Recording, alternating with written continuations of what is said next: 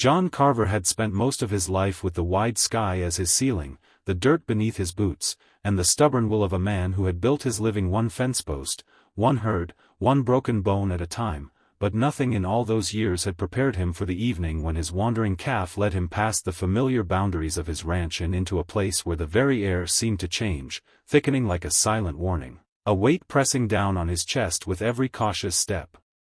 Forward, the sun lowering into a molten horizon as if reluctant to shine its light upon what he was about to discover, and John, who thought himself just another weary rancher following a trail, did not know that each hoofbeat of his horse was carrying him closer to a land whispered about in passing, a land marked sacred long before men like him ever built corrals and cabins.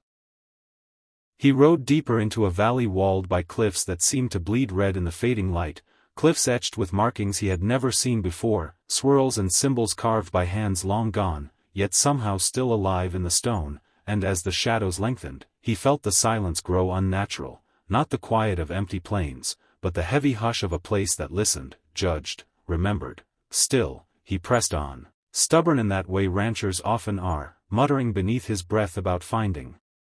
that blasted calf, for what was a rancher without his herd, without his work, and he was so focused on his search that he nearly stumbled right into it, the circle of stones set upon the earth, blackened at the center as though touched by ancient fire, offerings scattered carefully within. Feathers tied in bundles, beads strung together with leather cord, cornmeal spread in patterns that spoke of prayers and ceremonies he could not decipher, and the moment his boots cracked the edge of the circle, he felt it, not in his skin but in his spirit, a jolt like walking uninvited into someone's home and finding 100 eyes upon you. His breath caught, and he removed his hat instinctively, whispering a shaky apology to no one he could see, for he was a God-fearing man, but he knew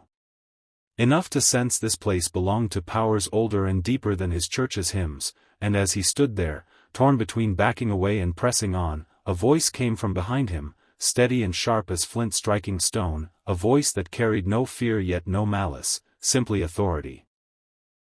"You shouldn't be here," it said, and John spun so fast his spurs rattled, his hand instinctively brushing the handle of his revolver before he realized it wasn't a man at all who had spoken, but a woman, tall and striking, her presence commanding as though the very cliffs bowed to her, her dark hair braided in long cords that shimmered with threads of sunlight's last touch, her eyes reflecting the depth of night itself, unreadable and strong, and though she carried no gun, only a staff carved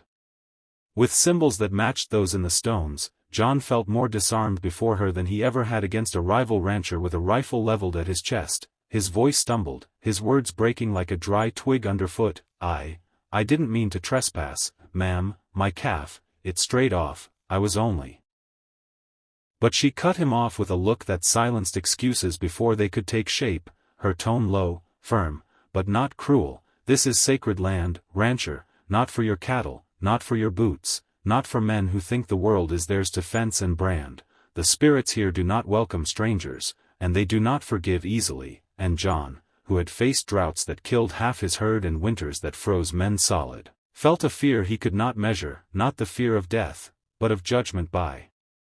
something he could not fight, something he could not outwork or outlast.